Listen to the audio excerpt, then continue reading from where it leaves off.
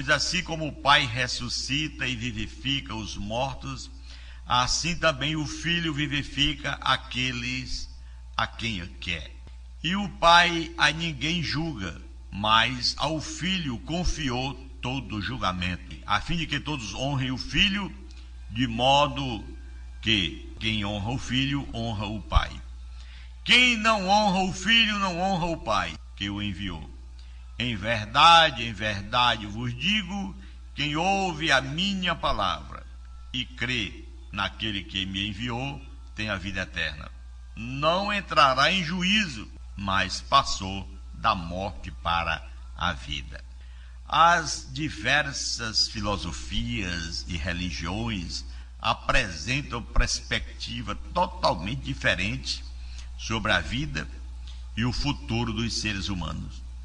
A gente ouve cada coisa todos os dias, é um problema.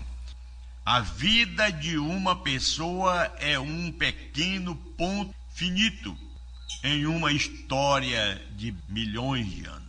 As religiões que defendem algumas noção de ressurreição, de reencarnação, são circulares. A vida de uma pessoa é um dos inúmeros ciclos em que volta em forma diferente, sejam humanas ou animais. O cristianismo é linear. Depois dessa vida, a mesma pessoa será ressuscitada e existirá eternamente. São doutrinas totalmente diferentes que afetam o procedimento de cada pessoa conforme suas crenças. As ressurreições relatadas na Bíblia, principalmente a de Jesus Cristo, nosso amado Senhor, são apresentadas como evidências do poder de Deus. Servem também como fundamento para as promessas eternas que Jesus nos oferece. Jesus vinculou o poder de Deus para ressuscitar com sua própria divindade e a certeza do julgamento e da ressurreição de todos. Pois assim como o Pai ressuscita e vivifica os mortos, assim também o Filho vivifica aquele a quem quer. E o Pai a ninguém julga, mas ao Filho confiou todo o julgamento, a fim de que todos honrem o Filho, de modo que honram também o Pai. Quem não honra o Filho, não honra o Pai que o enviou. Em verdade vos digo, quem ouve a minha palavra e crê naquele que me enviou, tem a vida eterna, não entrará em juízo, mas passou da morte para a vida. Então, a vida eterna na presença de Deus é reservada para os que creem no Filho que o Pai enviou. Aleluia. Todos, porém, são ressuscitados. Está escrito na palavra, em João, capítulo 5, versículo 28 ao 29, que diz: não vos maravilheis disto, porque vem a hora em que todos que estão nos sepulcros ouvirão a voz do Filho de Deus. Os que tiverem feito bem para a ressurreição da vida, e os que tiverem praticado o mal para a ressurreição do juízo. Como nós falamos, aqueles que aceitaram a Cristo para a ressurreição da vida. Aqueles que não aceitaram, para a condenação. Assim é uma forma bem clara quando nós observamos na nossa vida aqui, diante da sociedade.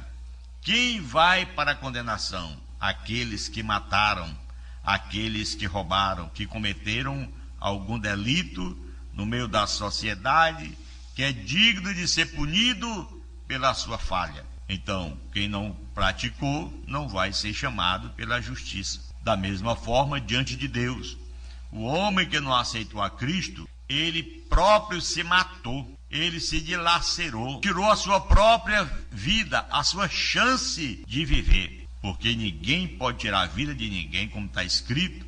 Não devemos fazer isso, principalmente a sua própria. Quando o homem não aceita a Cristo, é a mesma coisa de ter colocado uma corda no pescoço e ter se jogado como Judas assim o fez. Então ele se perdeu, não foi para o céu, Jesus Cristo disse ao Pai em uma oração: Pai, graças te dou, porque dos que o Senhor me deste, ninguém se perdeu, senão o filho da perdição. Quer dizer, o filho da perdição é aquele que não aceita a Cristo como Senhor e Salvador.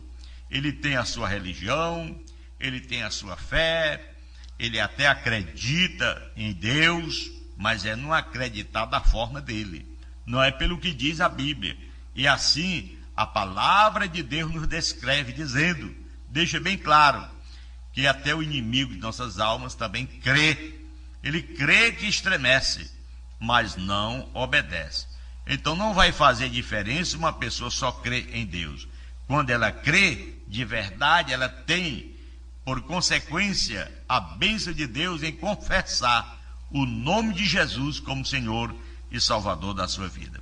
Todos participarão da ressurreição. Lá em 1 Coríntios capítulo 15, versículo 22.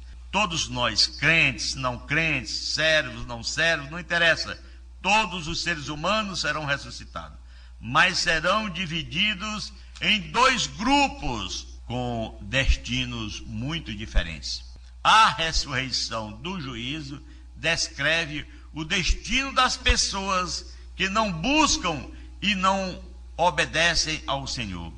Um aspecto do ensinamento bíblico que muitos preferem ignorar é a promessa de julgamento e punição das pessoas que recusam a se submeter ao Senhor.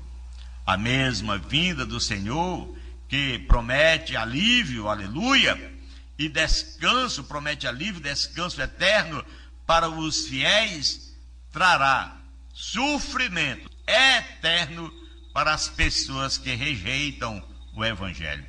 Na carta de Paulo, na sua segunda carta aos Tessalonicenses, capítulo 1, versículo 7 ao versículo 9, ele diz: e a vós, outros, que sois atribulados, alívio juntamente conosco, quando do céu se manifestar o Senhor Jesus, com os anjos do seu poder, em chamas de fogo, tomando vingança contra os que não conhecem a Deus e contra os que não obedecem ao Evangelho de nosso Senhor Jesus Cristo. Estes sofrerão penalidade de eterna destruição, banidos da face do Senhor e da glória do seu poder. Triste, lamentável, o homem que não é capaz de ter um coração sensível, os ouvidos afinados para ouvir a palavra de Deus e fazer a sua decisão correta. Porque o homem permanecer no erro vai, no futuro, lhe prejudicar eternamente. Pois nos mostra que a ressurreição da vida, porém, aponta para os destinos que devem almejar. O alívio mencionado por Paulo é o descanso eterno prometido para os fiéis. Enquanto o ateísmo nega qualquer futuro e outras filosofias e doutrinas sugerem apenas um futuro terrestre, a mensagem do Evangelho é uma de esperança da vida eterna ao céu. Pedro, ele descreveu sobre a expectativa que motiva os cristãos. Ele chegou a dizer: bendito Deus e Pai de nosso Senhor Jesus Cristo, que segundo a sua muita misericórdia nos regenerou, viva esperança, mediante a ressurreição de Jesus Cristo dentre os mortos, para uma herança incorruptível, sem mácula, imarcessível, reservada nos céus para vós outros. 1 Pedro, capítulo 1, versículo 3 ao versículo 4. Queridos irmãos que nos ouvem, observemos que a doutrina da ressurreição, a ressurreição futura, é parte inerente da mensagem do Evangelho. Quando alguns negam essa doutrina no primeiro século, eles negaram. O apóstolo Paulo se manifestou em defesa da ressurreição, que muitos não acreditavam. Ele mostrou que a nossa esperança da ressurreição depende da ressurreição ou dependia da ressurreição de Jesus Cristo? Para alguns antes, ou mesmo hoje depende. Depende da ressurreição de Jesus Cristo. Porque se os mortos não ressuscitam, também Cristo não ressuscitou. E se Cristo não ressuscitou, é vã a vossa fé, e ainda permaneceis em vossos pecados. É o que ele disse na primeira carta aos Coríntios, capítulo 15, 16 e 17. Então, bem claro, deixa ele aqui, depois de sair do túmulo, o Senhor Jesus Cristo subiu. Ele subiu para permanecer na presença do Pai, conforme Hebreus 1 e 3, e tantos outros versículos. E quando eu saí do túmulo, para onde vou? E você, para onde vai, meu irmão? Você vai para o céu? Você tem consciência de que vai para o céu? Você aceitou a Cristo? O que é aceitar a Cristo? O apóstolo Paulo chega a dizer: se alguém está em Cristo, nova criatura é.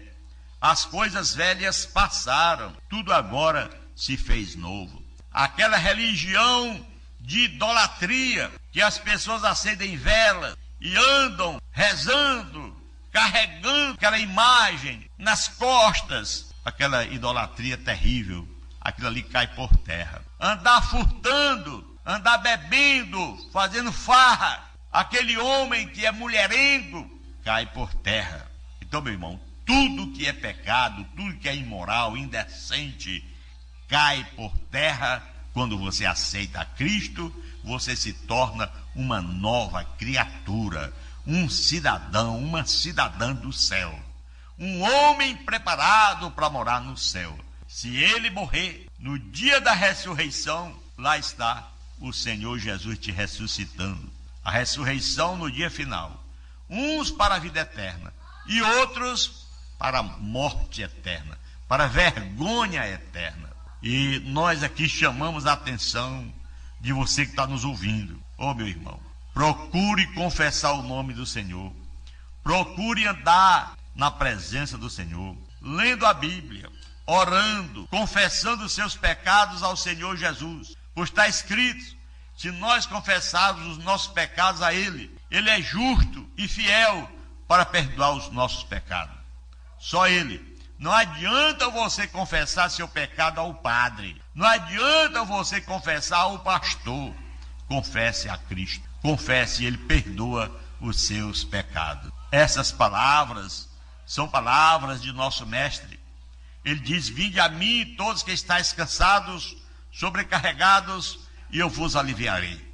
Tomai sobre vós o meu jugo e aprendei de mim, que sou manso e humilde de coração, porque o meu jugo é suave. É isso que nós temos que aprender, porque os nossos pecados Ele apaga, joga no mar do esquecimento e nunca mais vai nos cobrar. O nosso nome passa a ser escrito no livro da vida. Ele mesmo diz: não vos maravilheis disto, porque vem a hora em que todos os que se acham nos túmulos ouvirão a sua voz e sairão. Os que tiveram feito bem, que aceitaram a Cristo, para a ressurreição da vida. E os que tiverem praticado mal, para a ressurreição do juízo. Porque o pior que tem é você não aceitar a Cristo. Por isso que vem aí aquela insatisfação de muitos, que ficam até com palavras agressivas ao cristianismo. Quando ouvem dizer que uma pessoa aceitou a Cristo, aquela pessoa que havia em tempos passados cometido pecados, tirado vida de alguém, era uma pessoa de uma vida breguessa. Irmão, amigo, essa é a verdade. Não importa o que você era no passado, não importa o que você fez no passado, se você se arrepende e confessa o nome de Jesus Cristo como seu Senhor e Salvador, você pode ter certeza que Jesus Cristo veio para nos dar a vida mediante o nosso arrependimento. Ele chegou a dizer isso da casa de Zaqueu. Quem era Zaqueu? Aquele homem cobrador de impostos, que na figura de cobrador de impostos a gente olha e todos descrevem uma pessoa corrupta. Zaqueu era um, só que ele vai à casa de Zaqueu. E quando está lá, juntamente com aquele grupo de pessoas, muitos diziam: esse homem não é santo, porque senão não estaria na casa desse homem corrupto. Até que Zaqueu levantou e disse em alta voz: Senhor Jesus Cristo, se eu tenho defraudado alguém, restituirei quadruplicadamente. E a metade do que eu tenho, eu dou aos pobres. E Jesus disse: hoje veio salvação a esta casa. Então, meu irmão, esta é a palavra. Quando nós nos arrependemos, ele era um corrupto, mas agora tinha se arrependido. Devolvia até o que ele tinha tirado dos outros de uma forma indevida. Estava pronto para morar no céu.